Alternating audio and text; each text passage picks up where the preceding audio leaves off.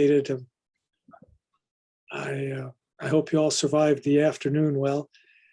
I haven't got anything to add. Do you, Kevin, or anybody else from the board? The only thing I'll add is next month's meeting is going to be in person, hopefully, at the Centennial Museum. That's the current plan. We're going to keep it hybrid, so we will have a Zoom link and try to be live streaming.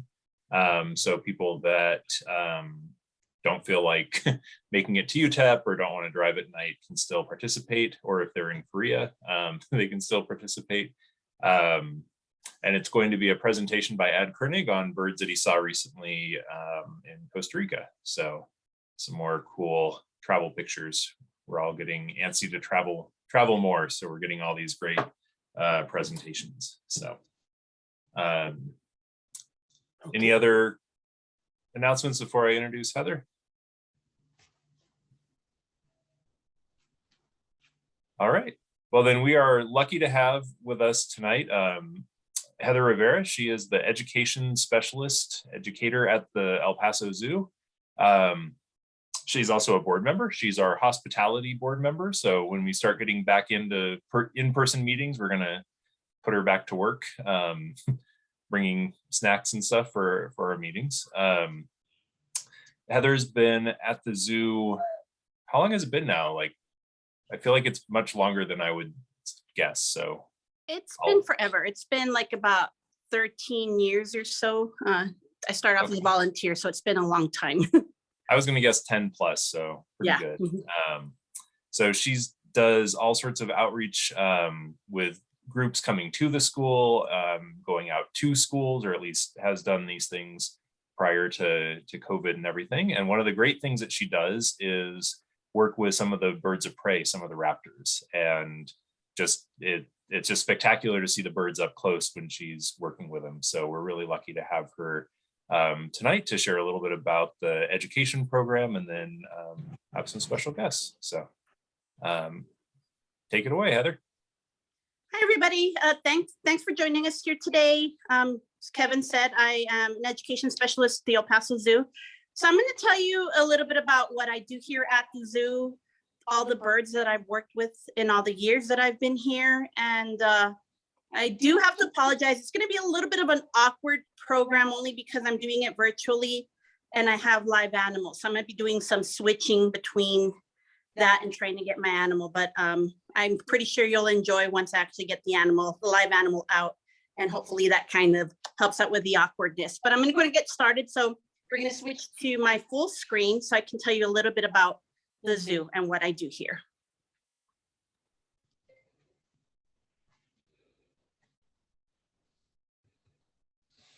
Can you all still hear me? Yes. Okay. So I'm going to tell you a little bit about the El Paso Zoo's education department, what we do, why we exist, and our purpose here at zoos. Education departments do exist at zoos all over. We're an AZA accredited zoo. That means that we're part of the Association of Zoos and Aquariums. And so we are held to high standards, and being able to do different programming and providing education for our public is of utmost importance. So what does the El Paso Zoo Education Department do? Well, on grounds, we write and present programs such as the sea lion training, meerkat enrichment, wild encounters. Those are programs that we do on stage where we bring out many of our different education ambassadors, show them to large crowds. This weekend alone, we were having crowds of 500 plus per day for this program. So I'm pretty used to talking to large crowds. We also show animals at events such as the El Paso Zoological Society Gala, which is our annual fundraiser, our largest fundraiser for the year. Wild at Heart, that's a newer fundraiser that our El Paso Zoological Society has put on. We also bring out animals for weddings, quinceañeras, etc. for our service systems associates, our caterer here. We have groups that want animals at their special occasions, and so we can bring animals out for that. We also lead behind the scenes tours, produce hunts where That's where our guests will put vegetables out for our elephant, and then they get to watch her enjoying everything that they've put out for her. And that's a pretty popular one for larger groups because of just the fact they get to see the animal enjoying what they placed out for them.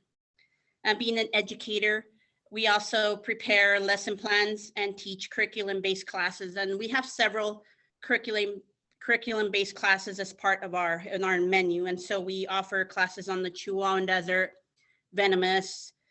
We have animal wrappers, which is a class where we talk about what covers an animal: fur, feathers, scales. So we have many different courses that school groups can sign up for, and these have to be curriculum based according to state standards, national science standards, and we also do go into STEM and STEAM. Also train the volunteer animal handling team. So right now I have a group of volunteers. I've been working with volunteers for years, and I train them on how to bring out our education ambassadors. So if you come to the zoo, the likelihood of you seeing a volunteer out with a snake or a mammal, maybe even an invertebrate, is pretty high, because they like to go out and present to the public, and we'll have them out for the events too. They're a great asset to the El Paso Zoo. We also socialize animals, and that's where we will bring out animals just for time with us, being social settings, also to get additional exercise. And that's what our volunteers help us with as well. Socializing is extremely important when you're trying to get an animal ready for programs. And then lead virtual classes, such as this. We were able to, the El Paso Zoo was closed for almost a year during when all of this started. And so we had to completely go to virtual classes. And so we were able to bring people what we can show them here at the zoo to their houses. We even had school groups request tours, behind the scenes tours, but virtually. So, it was business as usual for us here at the zoo. Off grounds, we also present at events such as Chihuahua's baseball games. I know I've taken a hawk to a game, the Home and Garden Show, Waco Tank's Interpretive Fair. I've even done Music Under the Stars. So I have been all over town. I've gone to the tramway, so many places I'm asked to take out animals. And so that's also what we do. And then we also, right now we're not doing that, but we can, if things do get a little bit better here, start going back to our schools and teach them the curriculum-based courses at their actual site. But these are just a sampling of some of the animals that we get to work with here at the zoo. As you can see, we have amphibians, invertebrates, we have some tarantulas, different mammals, reptiles, and birds. So not only do I work with birds of prey, but I also have the opportunity to work with parrots, and that one is Kiwi, a lilac-crowned Amazon. Also work with macaws here at the zoo. And it's my work with those birds that actually led me to working with birds of prey. And so how did I get into working with birds of prey? Well, that was, something that I just consider myself extremely fortunate. In 2010, they had somebody here who was already working as the bird of prey presenter, and he left. He had a family emergency. He left the zoo.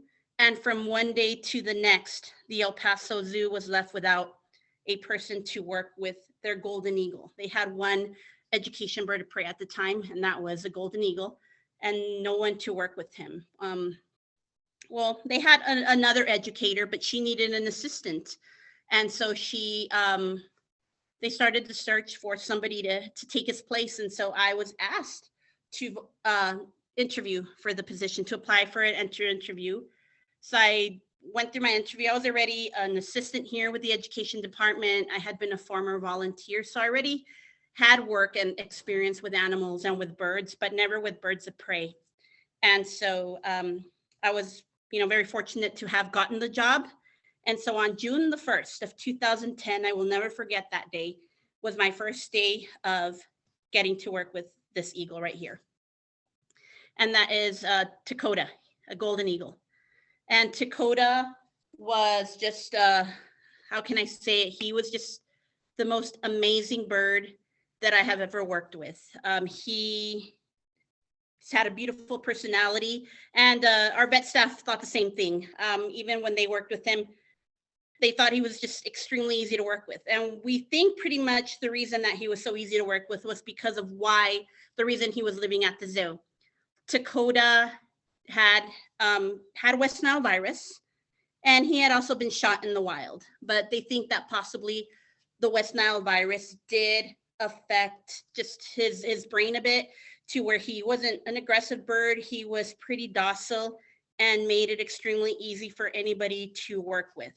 Some of the pictures that you see here are pictures of me going out to events and here at the zoo with Dakota, and you can just see how I was able to handle him and his temperament.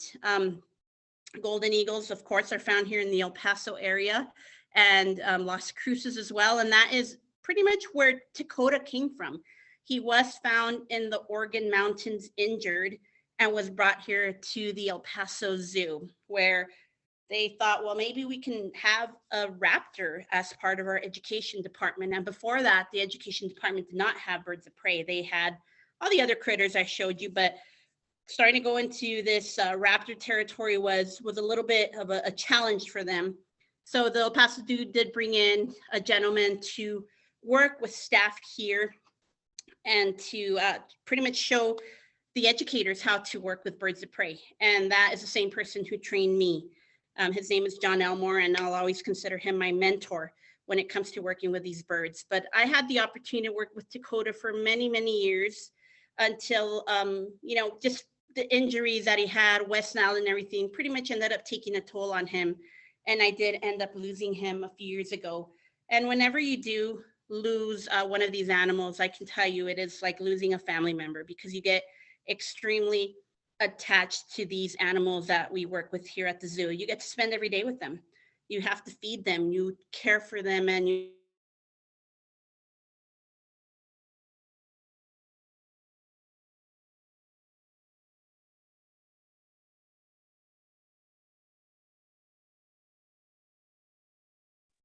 Heather, we lost your audio.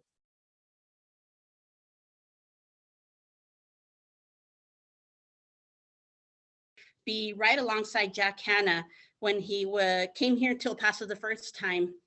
Our El Paso Zoological Society brought him.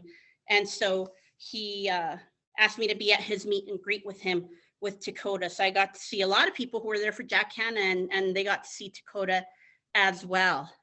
So that was the very first bird of prey I had worked with. I had not had any experience prior to that with working with a bird of that magnitude. Parrots were all I had worked with. So a bird of prey was a different kind of a challenge.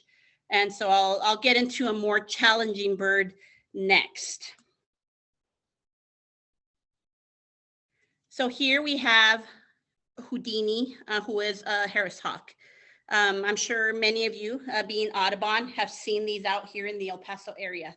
And so Houdini is, he's that challenge that I guess Dakota hadn't given me. Houdini is very temperamental.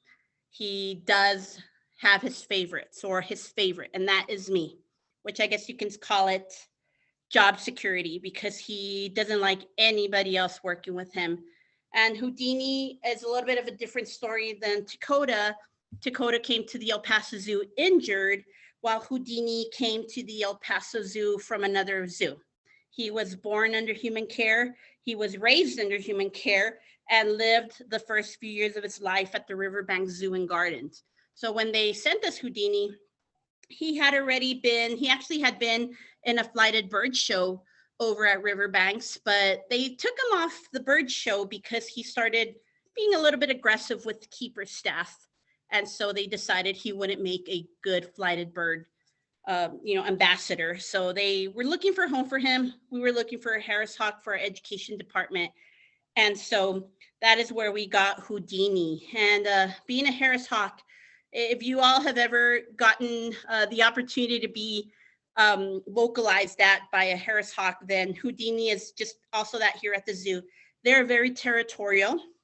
They do claim their territory, whether it be their space or, in my case, their handler. One of our veterinarians even said at one time that Houdini had accepted me into his pack, because if you, not sure if you all know that Harris hawks are pack hunters. They do hunt in a group. And for that reason, they are nicknamed the wolves of the sky. And so Houdini is pretty much very attached to me, won't let anybody else work with him. And so, as opposed to possibly other birds I've worked with that I've had anybody else being able to handle him, Houdini is, he's a one-woman bird. He doesn't want to work with anybody else. And so, you know, I have to make sure that I give him plenty of exercise and socialization. He is fully flighted.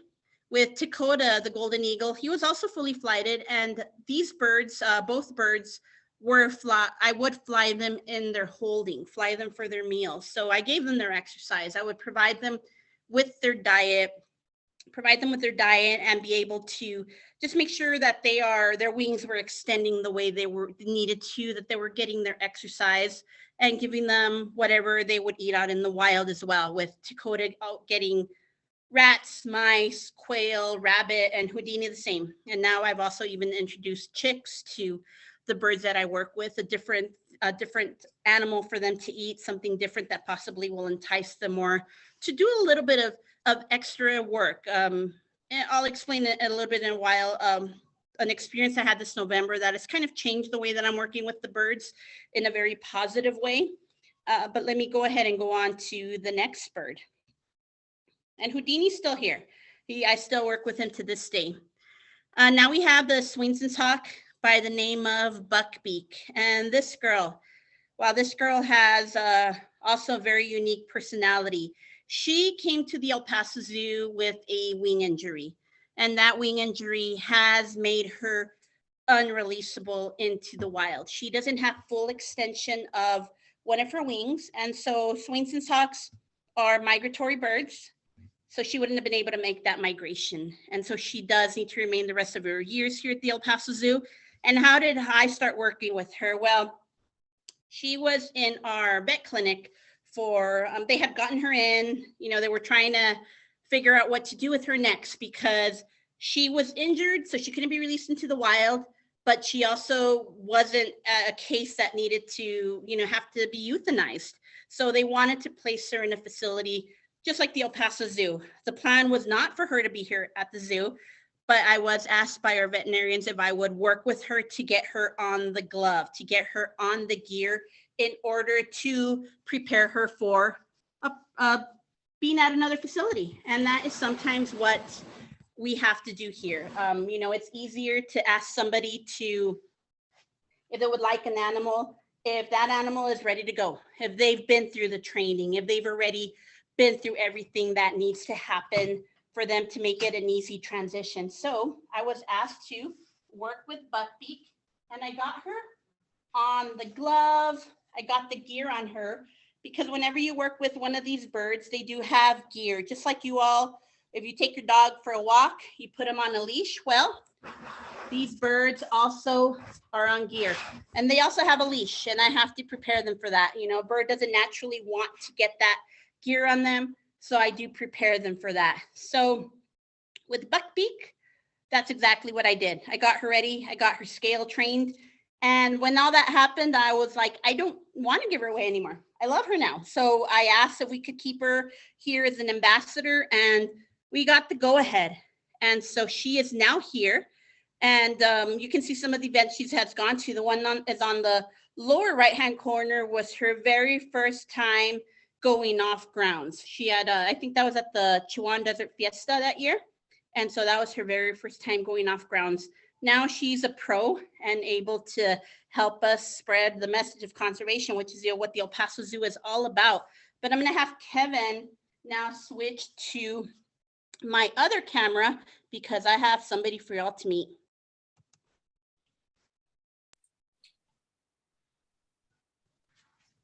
And can you all see that? Yeah, let me see if I can. Can you see us? Yes? Yes, I All can right. see. And hopefully, Hey, Bugsy. is that bigger for other people? I tried, No, no? So this is Buckbeak, and she is, how do I describe Buckbeak?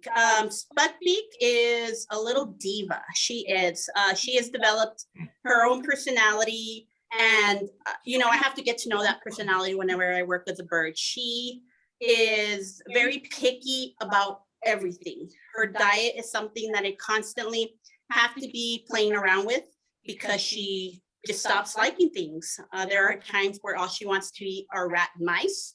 There are other times where she'll only want to eat quail. There's times where she only wants to eat skin, mice, and rats. So it's something that she goes through several times throughout the year.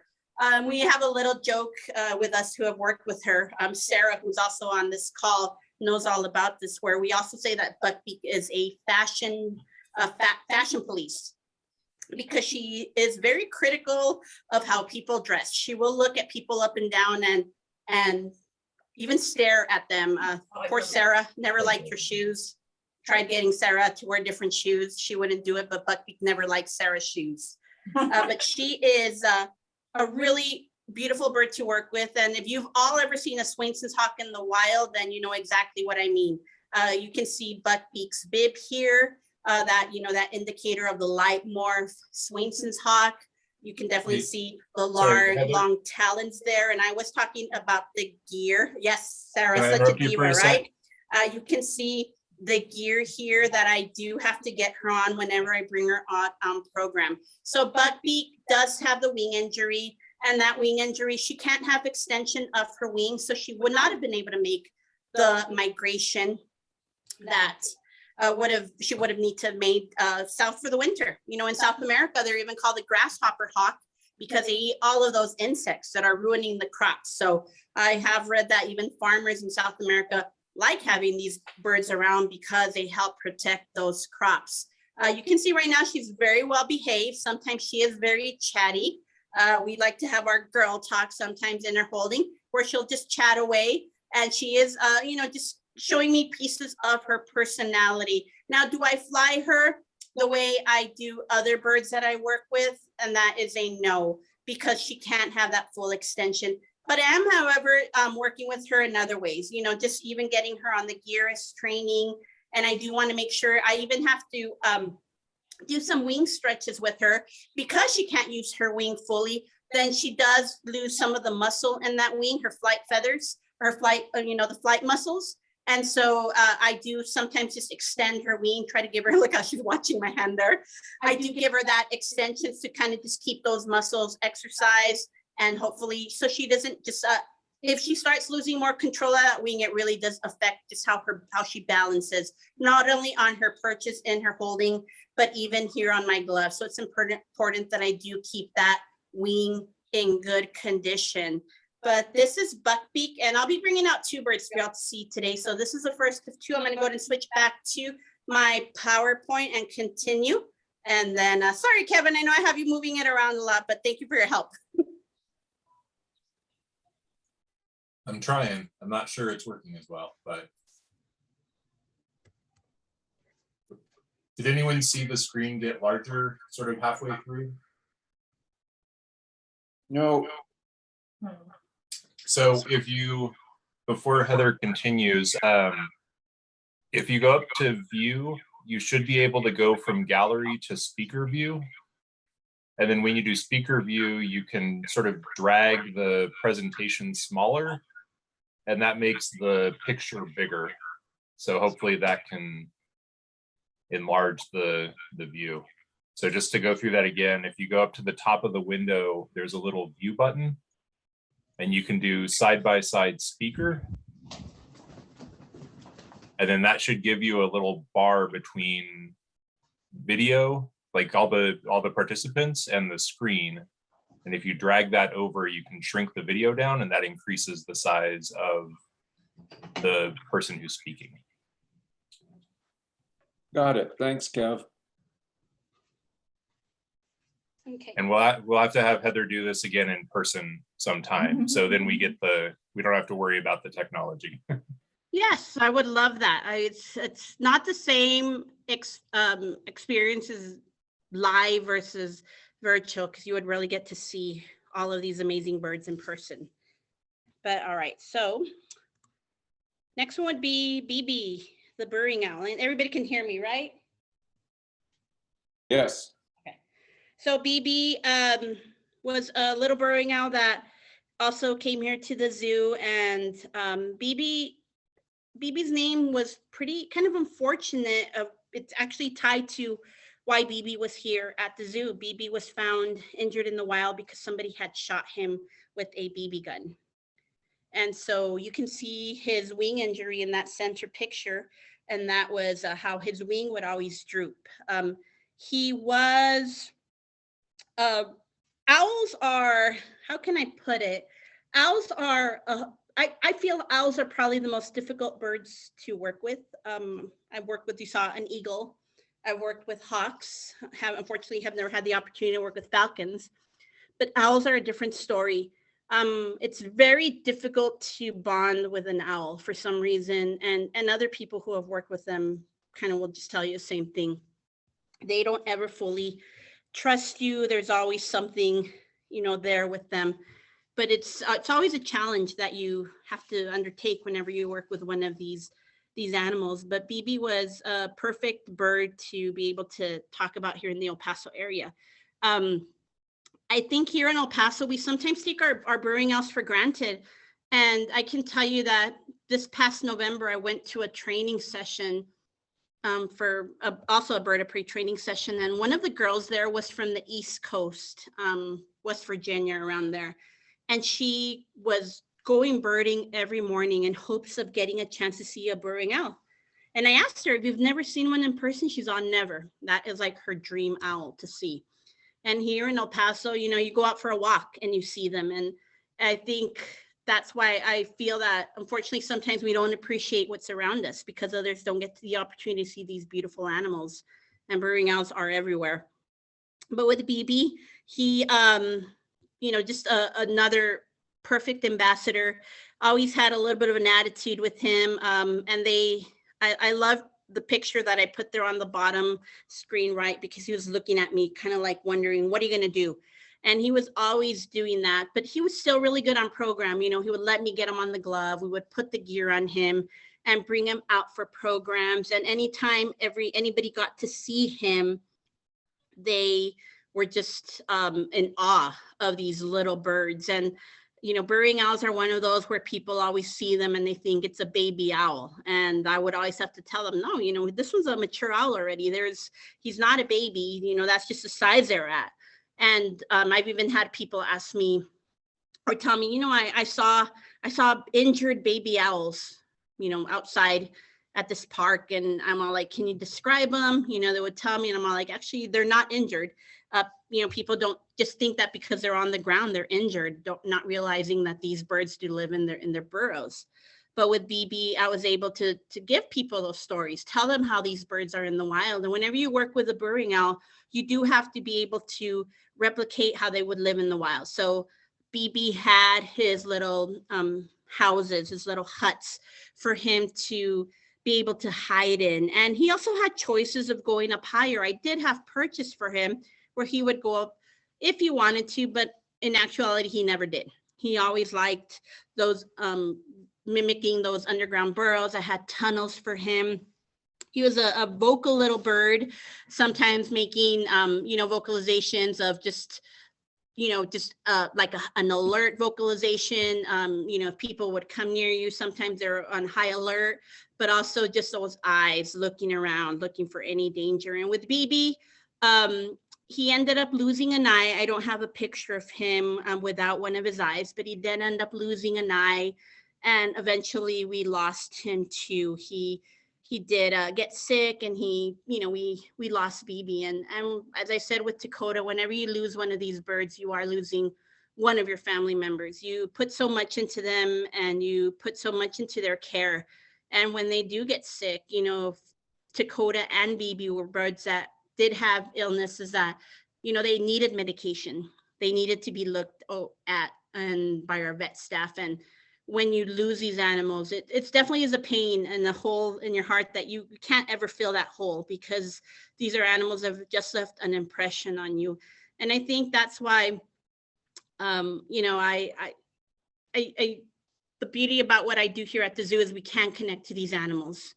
And we do have these just special relationships with the animals that we work with. And I'm just extremely fortunate to have gotten a chance to work with all the birds that I've worked with. BB was the third bird of prey that I worked with, but definitely not the last, because I've had other opportunities. I did have Dakota, Houdini, and BB. I was working with them at the same time, lost Dakota and then lost BB after that. So, we started, and also Beak. I had Beak too. So we, our collection kind of started going down again, but, we unfortunately are never in a shortage of injured birds here at the zoo. Our vet staff is amazing in what they do with them, but we see so many just come in, and some of them, their injuries are so extensive that there's nothing that can be done for them. But then we have the success stories, the 100% rehabilitated back out into the wild. And then we have the ones we can place in education, which is what I'm working on now with this bird here. I do have an opportunity again to work with the golden eagle, and this is Calamity. And Calamity is a bird that I am working on getting her on the glove. So you saw Dakota's pictures earlier. Dakota was a 7-pound golden eagle. When people would see him on my glove, I would ask, that's one question I ask when I'm breeding out an eagle. How much do you guys think they weigh? And I would get 25 pounds, 50 pounds. And I would always tell people I'm definitely not that strong. 7 pounds was a good weight. Calamity, she's about a 13-pound bird. So I have had her on my arm a couple of times, and I can tell you it is a lot.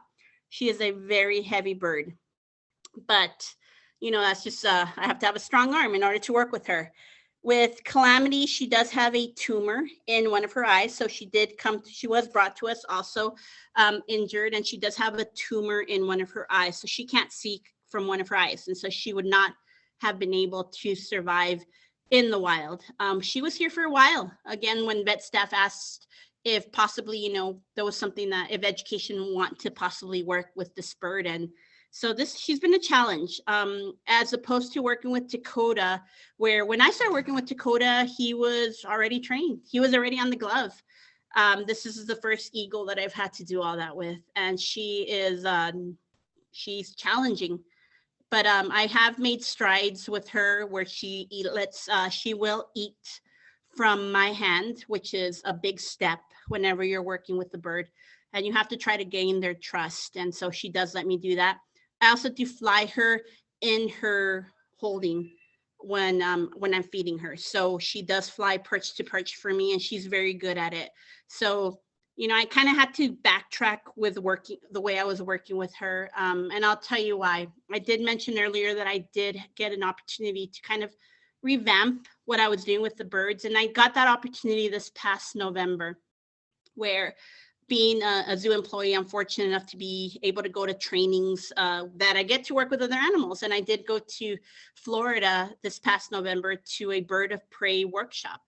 And I learned new techniques on how to work with these birds. And at that workshop, I got to fly falcons and ravens and other birds like that. So, but they taught me different ways of working with the birds. So I came back with a different mindset. And I told my boss, I said, I'm gonna start from scratch with these birds because I want to do the new methods. And the zoo world is going a lot more to, just letting animals have a lot more choices in working with you, and that those are choices of even giving the animal the choice of getting on your glove, and that is something that is unheard of before, but now it's how people are working with birds of prey. So I have been doing that. I'm trying to get them to get on my glove voluntarily, and same thing with getting him in the crate, getting him on the scale. Most of the birds that I work with are scale trained, so I do weigh them daily, and that's important to making sure that I'm checking, their health, and also giving them the diet that they need. If they're underweight, then I would feed them up, and vice versa. But giving them, also just getting them on the scale voluntarily is something that I'm working on now, and I'll get there eventually with Calamity. But backtracking on how I was working with her, now we're back to, just trying to build up a relationship with her again.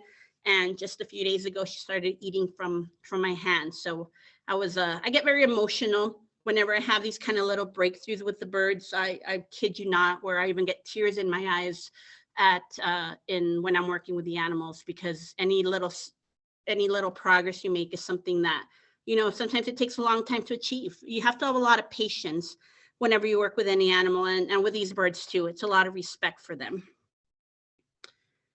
Then we have Archimedes, great horned owl.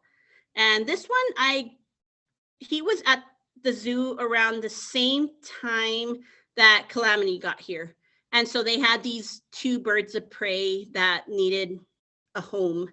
And so vet staff also asked me to check on him. And with him, he does not have vision. He has maybe about 2-3%, but he is pretty much completely blind. And so that was definitely going to be a challenge, because if it wouldn't have worked out, they were going to have to euthanize him, because he would not have been able to have a successful life in the wild. Definitely, he wouldn't be able to hunt. And so, I said, I need to do all I can for this bird. And so, here are pictures of that success.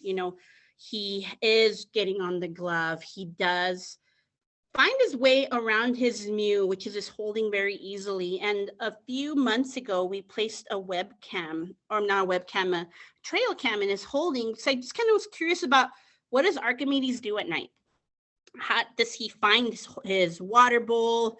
Does he move around? And at night, he is extremely active. He goes to his water bowl many times throughout the night. He easily finds his diet, and he flies up too. And I wish I would have kind of had a camera facing up, because I'm curious as to what he was flying up to.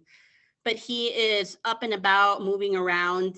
And I was really happy to see that, because I wanted to make sure he was able to find his way around his holding, and he easily does. As a matter of fact, the first time we placed him in the holding he currently is at, when we brought him out of being with vet staff, I told Sarah, who's on this in this meeting too, I told her, if Archimedes doesn't eat tonight, that's okay.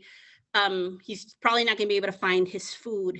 And so, it's nothing to be concerned about. It's just, he's going to have to adjust to his new holding. And he found it easily. He doesn't have a difficult time finding anything in his holding. And so he has been a great ambassador for us. And he is one of those that makes people gasp when they see him, because of how owls just have that for people. Owls just have that kind of people see them and it's like, wow, this, they get excited with the hawks. They get excited with other animals, but an owl is just a different story. So Archimedes is that for us here at the zoo. And then finally, we have the boys. I have them here as well, and they're going to be also coming out for programs. And these are Sherlock and Watson. The two photos on the bottom are when they were just very, very young. We had just gotten them. You can see how fuzzy they are.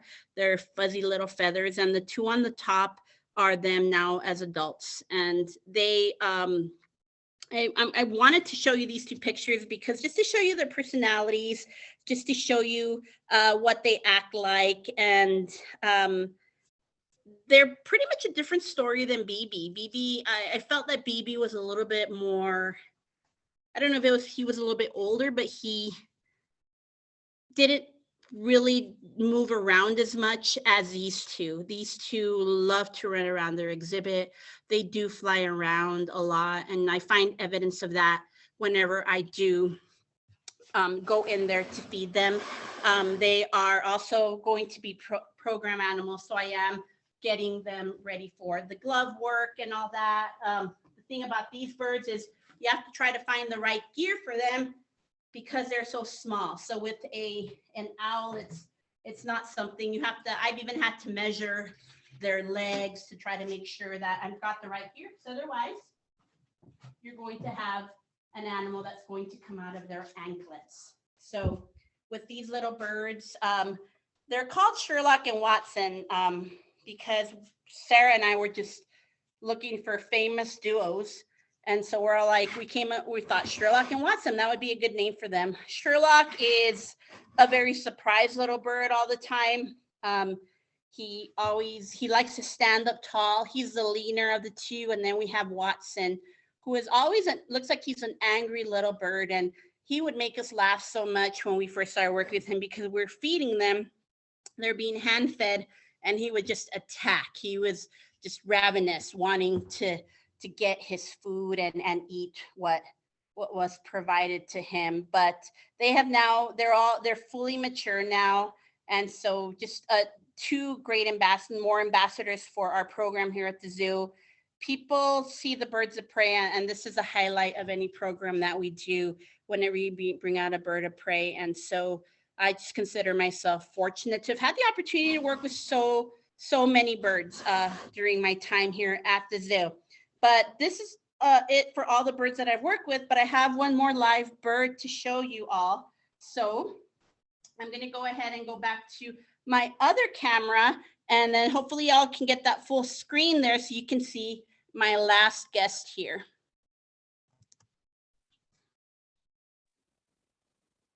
Heather, is it okay if I stop your screen share with the presentation? All right. Can everybody see me now? Yes. Okay. And this is Archimedes, and he is the one that was in a couple of slides ago. He is the one that is visually impaired. Are you okay? And Archimedes is just, he's so good on the glove. He really is. Sometimes he shows a little bit of nerves, just has to get used to the surroundings, maybe hearing things that he's just trying to figure out what's going on with him, but he'll calm down after a while. Or today he's going to go and have his dinner here in a few. Also, sometimes they just get a little bit thirsty. You can see he wanted his water there. I do give him water with the water bottle. And so, was that good? Were you thirsty? I think so. You can see he's just a little bit curious. Of course, they can hear a lot of different sounds. And with Archimedes, unfortunately, he can't see what's out there, but he can definitely pick up on it. I do use Archimedes to give a very special message, and I've been using it a lot lately here at the zoo because of, if any of you are familiar with kind of like folklore and myths, especially here, a lot of people, you know, as a Mexican American, I know a lot of these myths where they think that owls are witches. And so I use that also as part of my conservation messaging to make sure that, you know, we definitely don't want animals injured because of things like that. And so, you know, I've incorporated that recently into programs, and it seems to people are getting it. You know, I tell them, you know, I'm definitely blessed to be working with him. He's not going to hurt me. I tell them, if you get a chance to see an owl in the wild, don't be afraid. Have your camera, snap a picture. That's the best thing to do. But Archimedes is, you know, he's got that eye issue. And so our vet staff, if they were to notice anything wrong with him, of course, would examine him. All the birds that I work with do get beak trims. We also do check their talons to make sure they're not overgrown. I do try to work on their talons on my own. And if it's something that the bird's just not, you know, liking it too much, then vet staff does help me with that as well. But all the trimming of the beak is also important. If their beaks get too long, it does affect how they eat, and it's not good for them either. We definitely don't want anything happening to them while they're eating. But he's actually got his dinner waiting for him. I asked keeper staff, I'll feed him tonight. That way I can make sure he gets his dinner a little bit later today. I didn't want to interrupt his meal if I went and got him for a later program. And so he's going to get his dinner as soon as he steps into his mew. But I want to turn the camera so y'all can take a good look at him there. Isn't he beautiful? So I guess that's it. I only brought 2 live birds. It was a challenge for me, but I'm glad I was able to bring 2 live birds for you. But if y'all have any questions, please feel free to ask. And hopefully we can do this live soon. And I definitely can bring a bird out for y'all to see live. Great. Thanks, Heather. Thank you. Does anyone have any Any questions for Heather?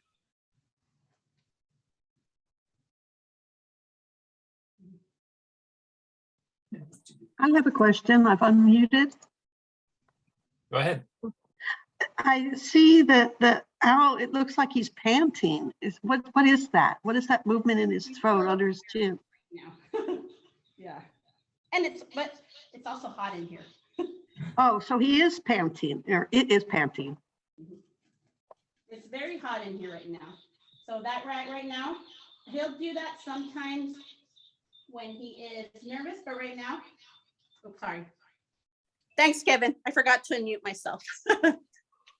But it is hot in the room right now. So I'm surprised I'm not panting.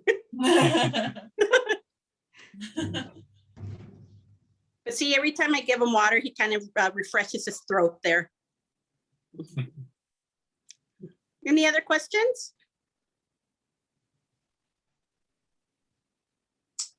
So cool. Not a question, just a comment. What's up there? I know.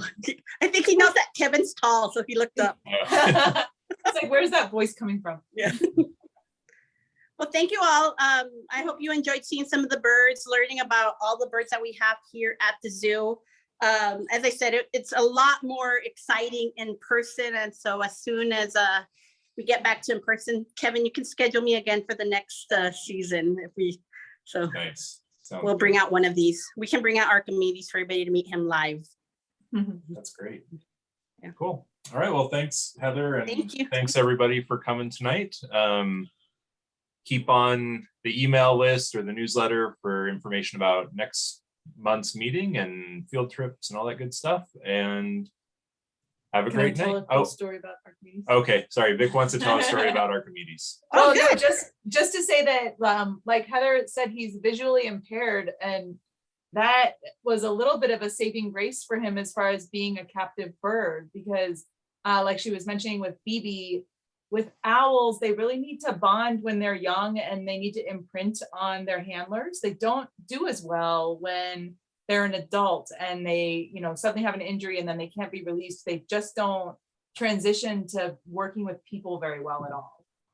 But Archimedes was a weird exception, and he was an adult when he came in and was injured, and we were very hesitant to keep him because usually adults don't do well. But I think part of being visually impaired made him much more tolerant of having people in his environment. He actually adjusted way better than an adult owl than we expected for an adult owl. So yay for Archimedes. I'm so glad that he made it, because we really didn't think that he was gonna be in a good situation, but he seems to be handling life as an educator really well.